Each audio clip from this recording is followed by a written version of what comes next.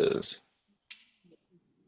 Hey, folks, welcome back to the Land Fixer podcast. I'm your host, as usual, Logan Swanson. Today, recording not from my studio, which is actually my bedroom, but recording from a hotel here out in beautiful Hot Springs, Arkansas. So, audio quality might be a little lower, but I think the content will make up for it. Uh, Remember, folks, if you need funding for any of your land deals, if you need funding for a subdivision or a development project, as long as we're not going vertical, I'm your guy. Happy to reach out to you. Just check out www.landpartnerfunding.com or email me at thelandfixer@gmail.com. And we can get together and see if your project is a good fit for us. But today we have Joshua Kagan. How are you, sir? I'm doing well, Logan. Great to be here. Thank you Yeah, for having really. me. Yeah, really glad to have you. When we scheduled this, I didn't realize it was a holiday, so I appreciate you still coming on. All Um, good. but Kiddos in camp, so I don't have to be okay, daycare today. So all good. sweet. Well, the audience can be interested in who you are and what you're doing. So if you give us a little bit, bring us up to speed, and then I have some great questions for you as well. Yeah. Hey, everyone. Joshua Kagan. I spent 15 years of my career in commercial and residential real estate, done a bunch of fix and flips, tear down rebuilds, started a platform called Bonfire Capital, and then transitioned to land a couple years ago. First started out with the Desert Squares and then started kind of doing bigger projects. Started something called smartlandinvestors.com, which is all free content to help kind of first time investors hopefully learn, not make the mistakes that I've made throughout my career. It's sort of a compendium of everything I've done in my real estate career and all the mistakes I made. So yeah, it's kind of a free email course and a bunch of other free goodies. There's no sort of like coaching involved with it. It's just all free content. Now, why would you ever do anything and not expect a bunch of money at the end? I know it sounds contrary, but I've had so many wonderful mentors and people who have paid it forward to me and just helped me along my path that it just feels like the right thing to do. Especially because I sell land and I sell to people who are like, oh, um, great, I want to buy it. I want to put my RV, for instance, on the property. I'm like, whoa, you need to look up the zoning. You Hmm. actually, in this part of Arizona, you can't put an RV on it, and people are shocked, right? So there's so much um, misconceptions out there that I feel like we owe it to people to clarify. You know. Hmm. Yeah. 100%. Yeah. And when we first met, and actually that's kind of where I was thinking to start is you called me a little while ago, interested in finding a funding partner. And I thought it'd be a cool perspective to get into here because you asked all the right questions when you were kind of interviewing me to see if we were a good fit there. But when people come to me interested in funding, oftentimes they're just looking to see what our rates are or how quickly we can turn things around. And those are some of the common questions. But what I really liked is you were asking, like, okay, if this were to be a long-term relationship, can you be accountable in this way, this way, and this way? And I thought that was so smart. Because before I started a funding company, I was on your side of the table. I was always going out and trying to find Mm. funding. Um, and I worked with people that weren't great. I worked with people that took way too much of the deal and kind of kept me always poor. Um, so let's kind of like review that a little bit. What were you really looking for when you wanted to work with someone for funding? Yeah. Let me back up. So, I closed 55 land deals last year. And coming out of Bonfire, which is a venture-backed company, and we got really hit hard by interest rates doubling in 2022 and just a number of different things that I've been kind of scarred from that experience. I have like really good friends who have invested in Bonfire. It's been very stressful having investors. So I've funded smart land investors myself, which we have a sister company called Friendly Acres Land, which is our acquisition side. Smart land investors is our sort of media content side, disposition side of things.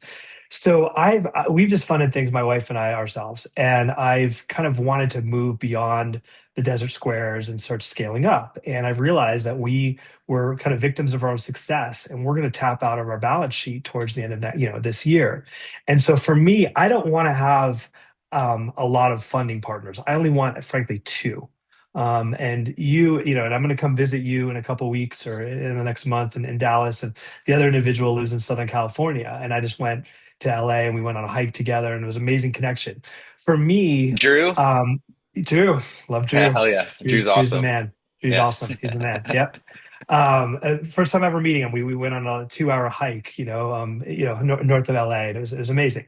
And it's like for me, this is partnership is long standing relationships, and I'm very Hmm. blessed that a lot of my best friends, I've known them since elementary school, high school, college, grad school, like, 10, 20, 30, 40 years. I'm Yeah. kind of dating myself. And so, I think it's really important to have alignment with people because inevitably, things can go, there can be situations that arise that we didn't intend for, right? Hmm. Something happened, like a property takes longer to sell or the market turns. And being able to have really clear communication and clarity on expectations and just is so important to me because having a bad partner, you hear about those stories of people suing each other and hate. I've never Yeah. had that, and I don't want to have that. So if we can invest in the relationship up front and see that there's simpatico, then hopefully we can avoid that stuff later, right? And I feel like when people approach relationships from a relational perspective rather than transactional, you create the space to have questions like I asked you, Logan. I was like, what is your why?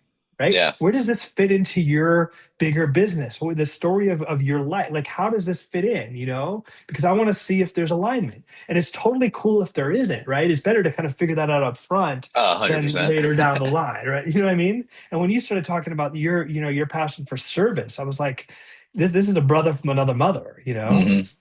Yeah, that's kind of what I wanted to get into next. And I do want to hear about your land business and everything as well. But when it comes to the why of the industry or the why of the business or what keeps people motivated and moving each day, I find that so important. And I try to ask every client that comes to me, like, what is their main motivation? Because typically, if it's just money, those aren't the folks that will stick with you, right? So if you say I fund somebody's deal and they're just hoping to make a little bit of cash at the end of it, like they usually have no problem disappearing into the night if the property defaults or something like that. They're not usually concerned about their image or the longevity of their company. Um, so I much prefer to work with somebody who has some greater purpose. And, we really align because I'm a big service guy. I love really trying to build other people up around me, give away what was freely given to me for the most part. Like most of the valuable information I have, I didn't, pay an attorney to give it to me or anything like that. I Yeah. did pay for a guru at one point, a couple grand, and they did give me some good foundational information, but that's not what's made my career. Um, so yeah, that feeling of like, okay, if I can work with somebody who's also motivated to help other people, not only do I feel more confident in them just in a one deal by deal basis, but also like this community of land investors is pretty tight. You mentioned hiking in LA. I know who you're fucking talking about, right? So, what I'm really looking for as well when I bring in a new client or really a new partner into our operations um, is it the sort of person that I can take bigger and bigger deals with? Like we also Mm. find deals, and I don't really want to be the operator of a deal. So if we find a deal in-house, I would still want to go into my network and be like, does anyone want a JV on this and be the operator? Yep. Things like that. So I just think there's so much more opportunity for mutual growth as well as yeah the reduced headache of like are we just going to sit someday and stare at each other with lawyers in the room suing each other or something stupid like that. um, so that was like that's a huge bonus for me. I really admire that. I really admire people who freely give. I think it's so rare in our industry. Most people freely give, but then there's something they're waiting to take from you behind or sell Mm. you after or whatever. And Mm. that's you know it's it's such a challenge in terms of like viewing humans as humans when there's that sort of money arrangement always baked into it. So Yep. Yep. kudos to you on that. I 100% agree that that's the path to take. Well, and I think it comes down to asking people what their why is.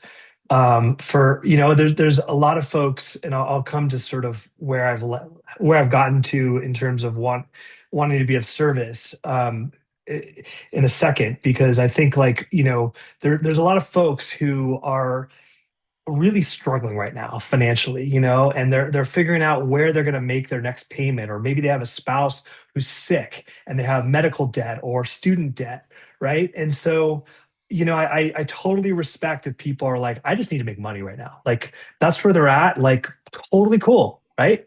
Um, I feel very blessed to be in a financial position where I can ask myself, what do I want out of life other than just being, making more Right. money? And it's just, it's a place of privilege in a lot of ways.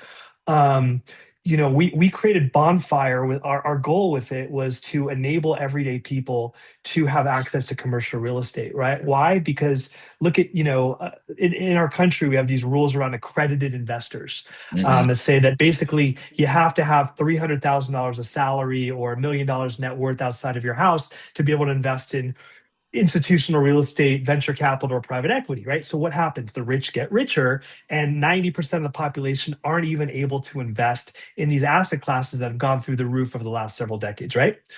But so anyway, that's a whole other topic. But we created Bonfire as a way to enable everyday people to invest in commercial real estate. And one of the sort of highlights of my career was like when we launched our minimum viable product. It was this asset in North Carolina, and we had people just writing to us being like, "I'm a cab driver in Jaipur, India, and I now own a piece of real estate in the US of A." Right, and just enabling people to have access to assets because why? We all have, people have their salaries, that's great, but the way people build wealth is through asset accumulation. And I saw with land, there's this opportunity to help people get off of just the treadmill of renting and Hmm. not owning assets and actually tangibly be able to own an asset at a much lower price point who don't typically qualify for seller financing, Yep. right? And so we have this amazing ability to help folks and give them hope to actually own assets that if they buy correctly, are going to appreciate over time significantly and learn the power of compound, growth, right? And that's kind of where smart land investors comes in is I want to teach people at least what I think of smart land investors, and maybe other people have different opinions, which is totally fine, but at least like how not to make mistakes. Right. Thinking that you're buying a piece of property and it's landlocked, or there's no legal access, or the slope is so steep that no one's ever going to buy it again, right? Or the mineral rights have been sold away, or titles clouded, right? Like all these things that I've made mistakes on in my career. My hope is that other people don't have to make them. Yeah, that's awesome. And I feel like having informed buyers is the key to repeat buyers. I don't think a lot of people know this, but like you can definitely have repeat buyers in areas. I mean, I have a guy who calls me regularly and just wants to know what cool land projects I Yeah. have because he's like me. He's bought into the asset. He loves the asset. He loves the affordability. He loves, not having to worry about it being mowed or, there's zero maintenance to it. And they're like little toys for him. Like he likes to go out wherever he buys the property and go hang out on. So it's like, but I wouldn't have that relationship with him if I wasn't educating him along the way on exactly, what you can do on this property, what you can't do on this property, maybe why this isn't the best property to build a house on because of X, Y, or Z, challenges with the lot, grading, whatever. Um, 100%. And I think when we get into relationships with folks, and I don't know if you've done seller financing in your business or oh yeah, not. lots. So for me, if I'm providing seller financing, I'm entering potentially a 10-year relationship with someone, right? So I Hmm. want them to be psyched. Like I want them to be stoked about this piece of land. So I'll tell them all the reasons why they shouldn't buy it. Like, oh, you're planning on building like manufactured housing, but this county is never gonna, or this city, you're under city zoning codes, not the county, and they're never going to allow it, right? Like try to talk people out of, or I really want them to be like all in on it because then I don't want them to come back in a month or two and be like, oh, I thought I could do this thing for it. I don't want, you know what I mean? It's like Yeah. it's entering a long-term relationship. I find that people have a lot of skepticism around that. They think, oh, I met you on Facebook or something. What are you trying to scam me? And so to your point, I'm extremely grateful the number of repeat customers I have who say, if you have something in this area, let me know first, Um, yeah, there's not always a match in terms of like having the right inventory for where they're looking, but I probably a third of my sales have been to repeat buyers. Wow, that's pretty good. Yeah, I think I couldn't claim a third, but a good number. Um, well, beautiful. So let's kind of get into to your land business a little bit. I mean, people are always looking to try to learn and finesse, and luckily they can go learn, right, for free on your website, smartlandinvesting.com. Right? I got that right? Smart land investors, yeah, smart land investors. Smartlandinvestors.com. Okay. Yeah. Um, And you're no newbie to the game, so what you said you started out in Desert Squares. What does I your did. business look like these days from where it started? Yeah, I mean, Desert Squares have treated me well. For anyone who thinks that that market is dead, it's not. There's still demand. People are still moving into different states and different counties, and I always recommend checking out the U-Haul guide. It's Hmm. published once a year, and it has stats on the 10 best performing and worst performing states in terms of where people are taking one-way U-Haul rides. It's like off 2.5 million data points or something, and they also show the counties where people are moving. That to me, that's a leading indicator because census data is a lagging indicator. Yes. um so I look at, and you'll see that people are still moving to places where there's desert squares. um One thing that I'm learning in this business that I didn't appreciate before is how important, how quickly the market moves and how different the market is right now, than 6 months ago compared to even a Hmm. year ago. And just things are shifting and stuff is taking longer to sell. I'm seeing that Yep. across the board. Yep. So it becomes really important to look at demand indicators like STR, strike through rate, excuse me, which to folks who don't know what that is, the ratio between what has sold over the last year versus what's on the market. Ideally, we want it above 1.0, or Hmm. 100%. I look at days on market. I look at number of counts related to a specific acreage range, and just trying to look at sort of 6 month data, not just 1 year. And I know folks back in the day could look at 2 year data, No. and I think that's pretty stale at this point. Yeah, that's a huge challenge, especially when people are bringing deals to us for underwriting, and they're supplying year-old comps or 2-year-old comps, and I'm just like, that's Yep. just invalid data at this point. I mean, the market's moving too fast, and it is a big challenge for us, especially in rural areas where maybe there aren't a lot of transactions, right? There's not a lot of on-market properties for us to look at. And when you're in that situation, you just have to go hyper conservative. Like if you don't have Yep. a lot of comps to give you a clear image, that's your only option. Yep. Go hyper conservative. Um, Yep. but yeah, that's interesting. So you're you were talking about selecting new areas, right? You said strike through rate. We typically refer to that as absorption rate in our Mhm. business. Is that the same stat? One data platform I use, Landstats, if folks know it, Landstats? Okay, I've never used that. has different has absorption rate is different than strike through rate. And I don't Okay. remember how they do absorption rate, but it's based I yeah, so I don't want to mislead folks if they're used to absorption rate from Landstats, because I it's a Hmm. different number than strike through rate, but it basically is a proxy of absorption, right? Right. So I'll never target a market that has really bad absorption. Hmm. I just won't. And it's likely to sit on the market a long time. Right. Um, I want to Unless know you're that at people. like zero, like the lowest pricing, right? That's maybe your one option there. Right. Yeah, it could be. But I would want to know why is demand so low in that area? Hmm. Right? What's going on there? So I try to talk to agents in local markets, in any market that I'm going to buy in. I try to talk to folks on the ground. Ideally, if I could wave a magic wand, I'd go drive there and visit it and just kind of see. I just did that. I was just in northern Arizona, driving around and just seeing the various different counties that I've closed properties on, and it was fascinating, to really see granularly, and walk the land and just understand it better. I mean, it's not scalable, but it's helpful if one can do it. Yeah, it is funny, right? You're used to just looking at GIS maps and all this sort of stuff. And I've set foot on maybe, so the subdivision projects I've done, I've gone to most of them. Hmm. But the individual flips, I've stepped foot on so few of them that it's like, it almost seems intangible. That's one of the sketchy things Yeah. about doing funding, especially when you're getting deals brought to you from all over the country in different Right. areas.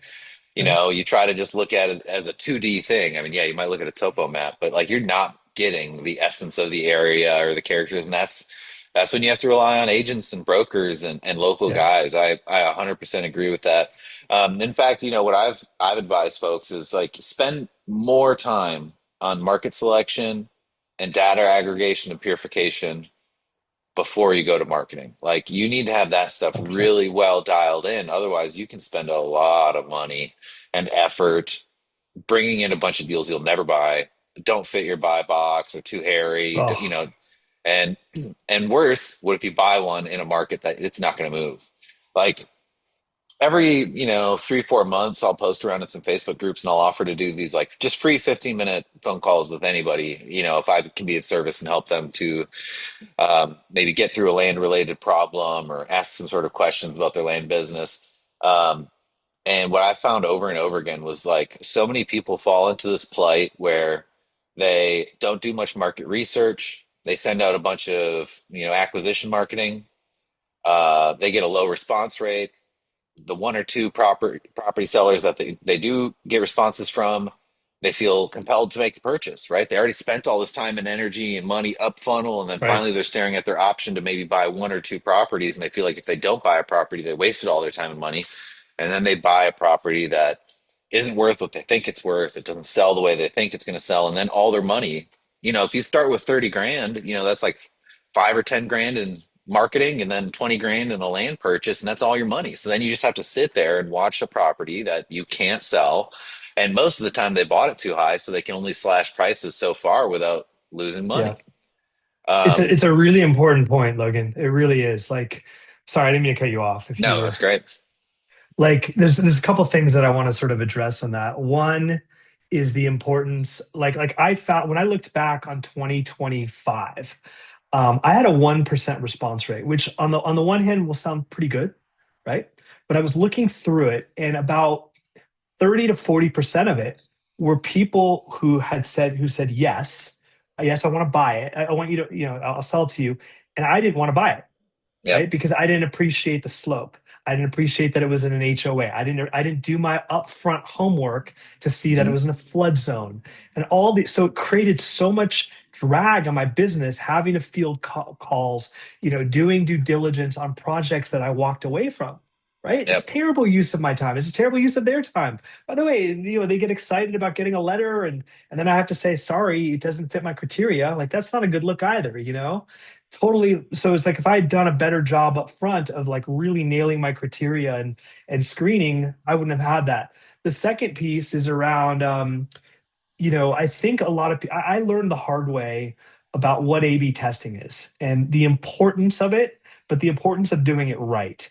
And so for me, like at this point in my career with land, it's like we are tracking everything. But when we put out mailers, we are making sure that if we're doing A/B testing, and if folks who know might not know what that is, it's basically like you put out a mailer and you try two different things. You try Yep. like a different subject line, but you only do it on one thing. Because if you A/B test price and do you put the font and all, you don't know which one is actually delivering the benefit, or which one's performing better.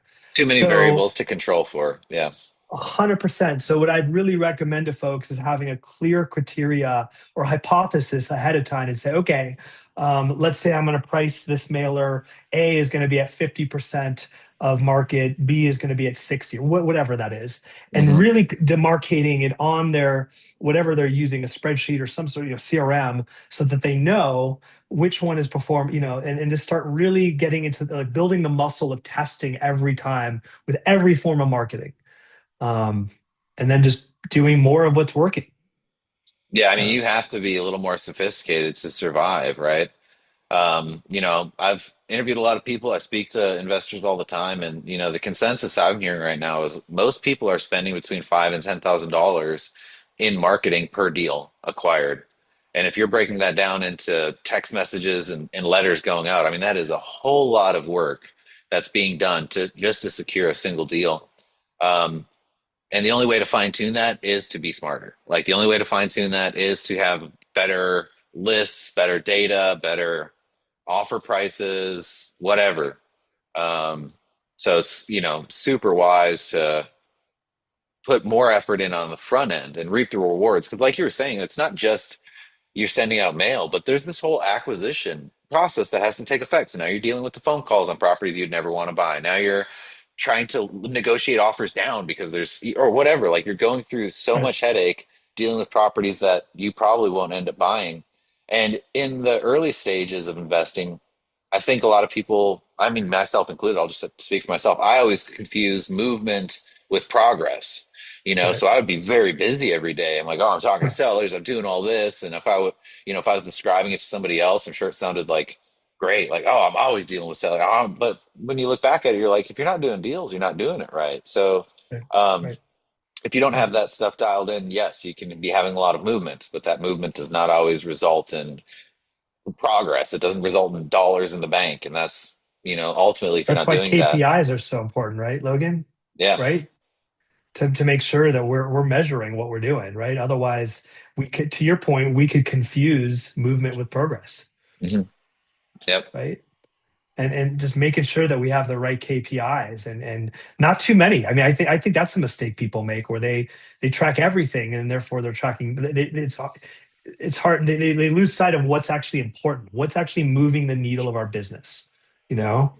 Hmm. Um, Yeah, I don't know. I've been turned on to this concept of the WIG, the wildly important goal. It's from this book called The Four Principles of Execution, and I Hmm. love it. It's like this one question of like, if there was one thing in your business that if you could pull a lever, it would transform your business, what would that be? Now, a lot of people make the mistake of saying, "Oh, I would do $1 million next year, 100,000, whatever that is," Yeah.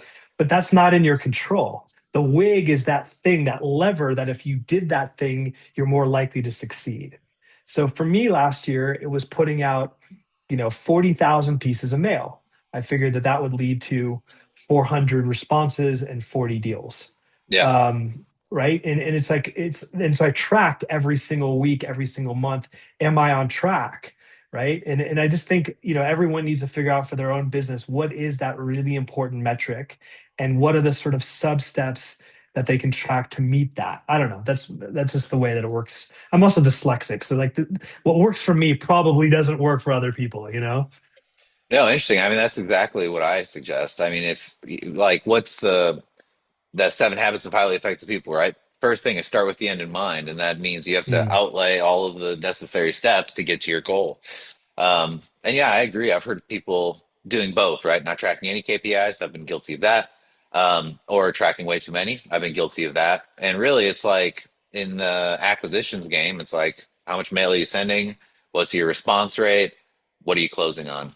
And really, if you're then you get all the way to the sales cycle, what's your rate of return? I mean, that's mostly it. totally. Those are the four things Yeah. that you really need to document, but you have to document them clearly. And I think the biggest mistake is when you get confused with the numbers on acquisitions. Like, Mm, it's not just mm, what you bought the property for and what you sold it for. You have to account for all the marketing that leads up to that deal. Otherwise, I've heard of people that are bringing me. I've had people bring me deals where like they want me to fund a $5,000 acquisition and sell it for $10,000.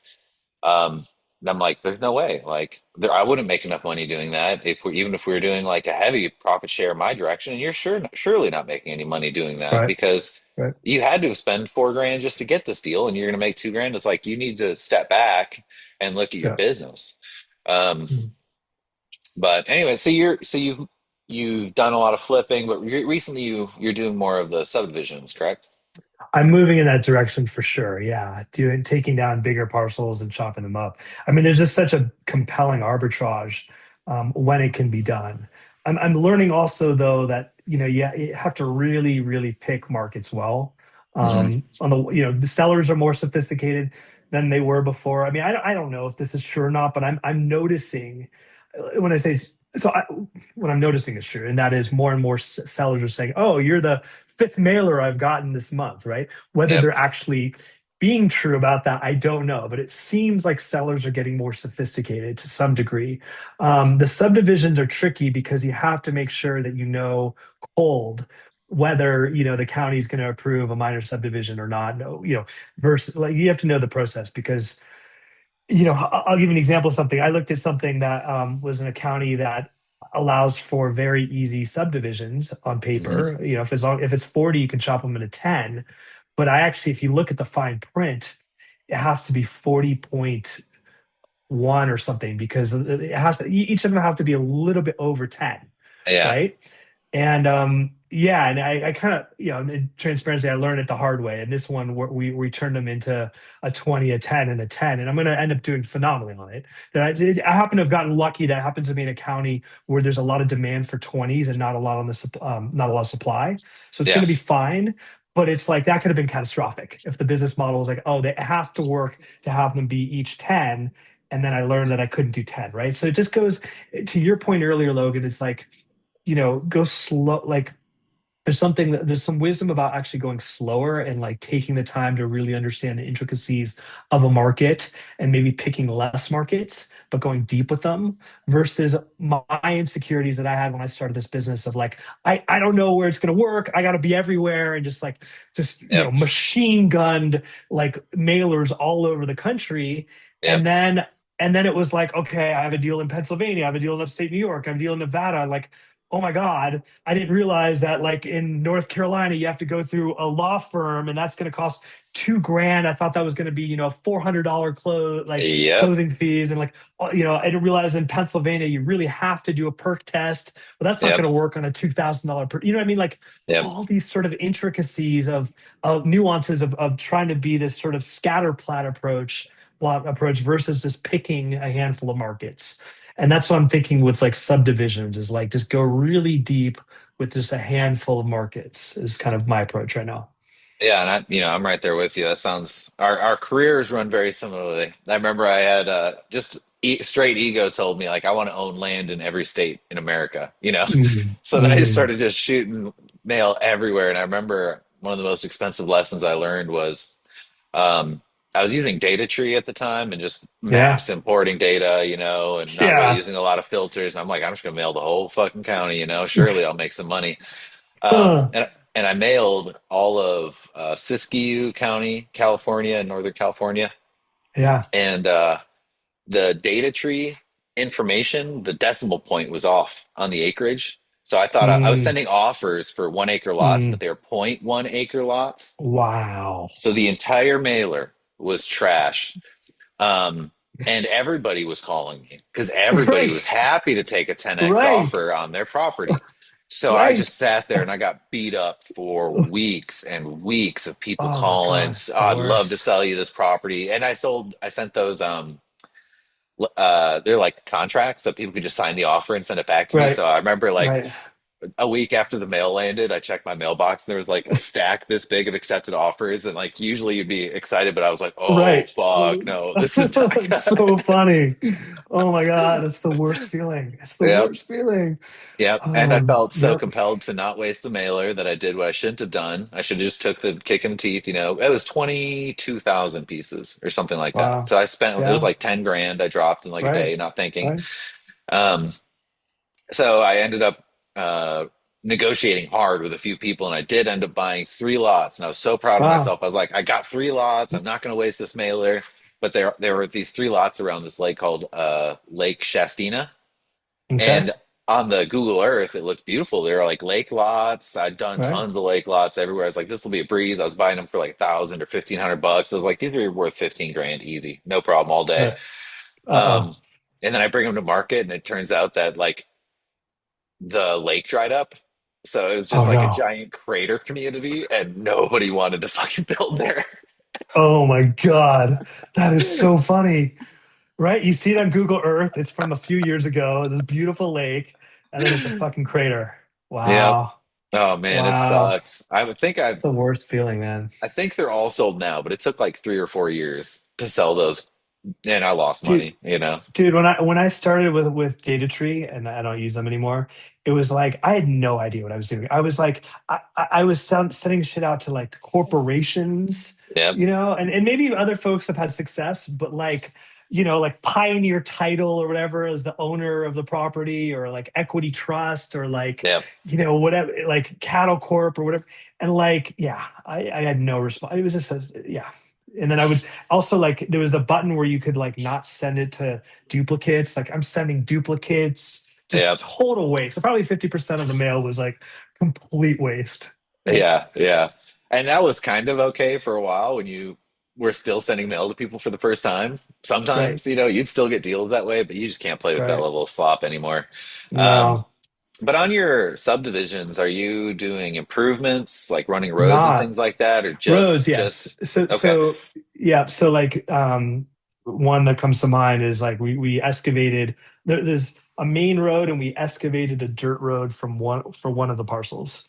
And it was like 3 grand, obviously survey costs, but we're not doing anything vertical.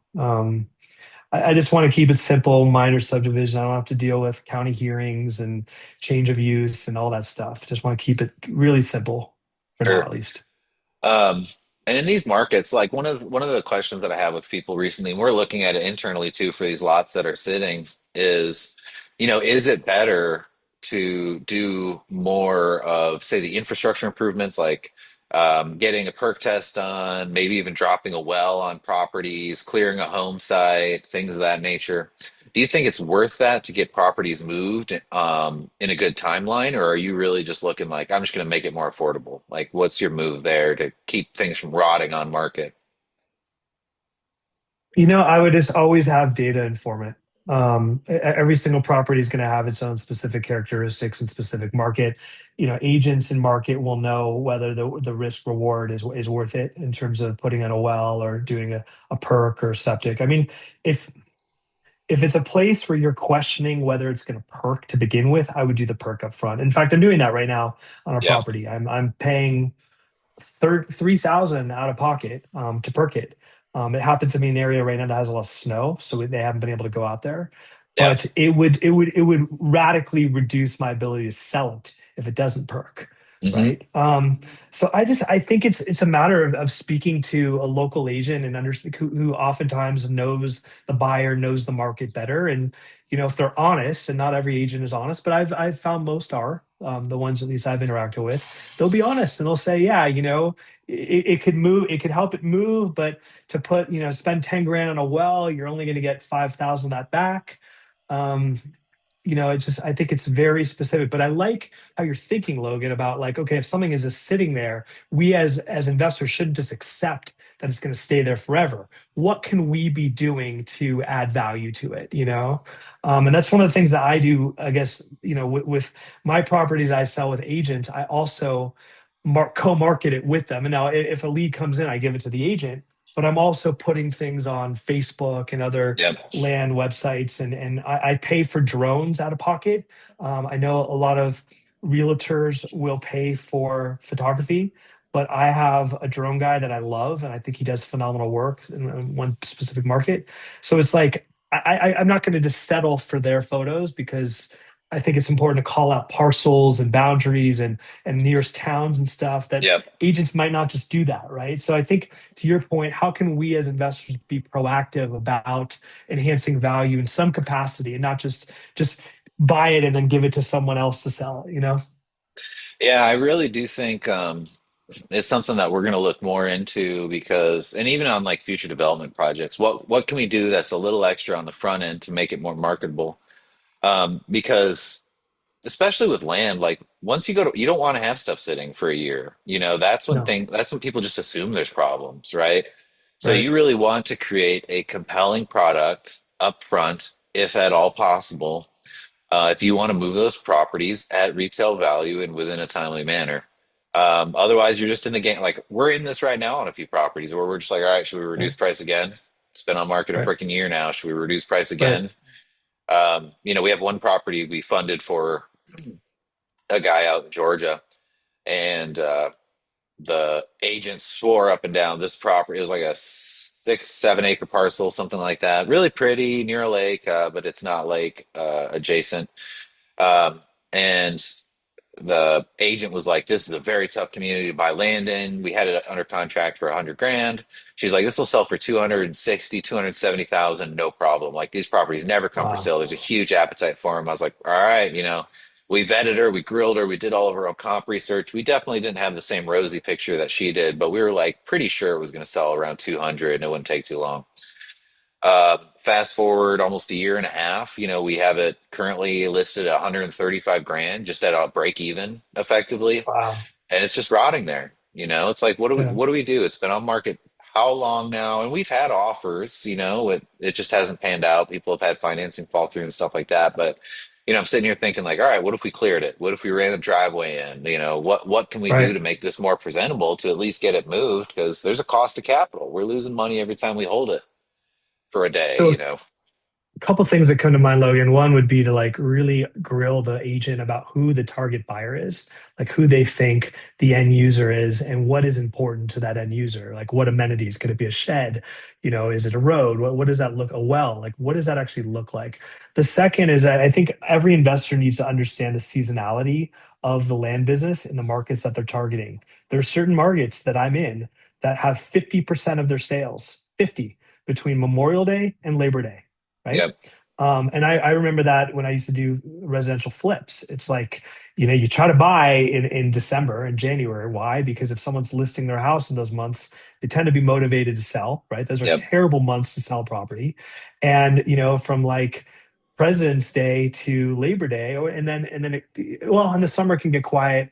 And then from, Labor Day to Thanksgiving, market's on fire, and then from Thanksgiving through Christmas it's horrible, right? yep, So the seasonality becomes really important, and just having something on the market to have it on the market might not be smart, right? Because then you see days on market and all that stuff. Maybe it's better to pull it and then list it right when things are going to get hot. I don't know. I mean, every market's different.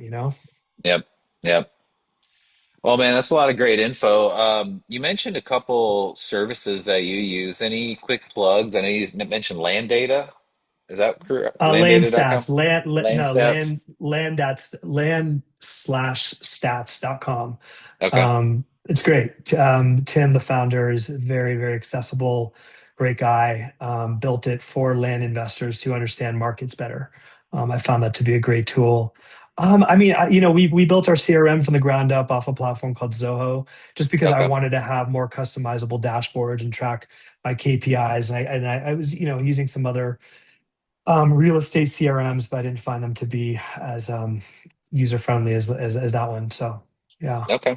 Sweet. Well, any wise words before we part ways? I think we're getting close to our time here. I don't think I have a lot of wise words. I love learning from you all. Like I watch a lot of the podcasts, and and yeah, people feel free to reach out if anyone wants to connect. Joshua at smartlandinvestors.com. I'm pretty available and accessible. So grateful to be with you, Logan. Really enjoyed this conversation, man. Yeah, man. Thank you for being on. And yeah, I'm excited. Tomorrow I'm recording with Peter Toth, and we're going to go deep dive into acquisition. So that's going to be a good one coming up as well. Um, Thank you for your time. It was a pleasure chatting with you, folks. If Okay, you man. need land funding, go to landpartnerfunding.com. We'll help you with your development projects, your flips, whatever you might have, as long as we're not going vertical. And also, I've had an increase of people who are just landowners who are looking to maybe do some forced appreciation strategies on their properties and looking to partner with someone like myself. If that's your situation, go ahead and reach out to me at thelandfixer@gmail.com. Once again, Joshua, thank you for your time. And folks, we will see you on the next one. Cheers. Thanks, Logan. Cheers.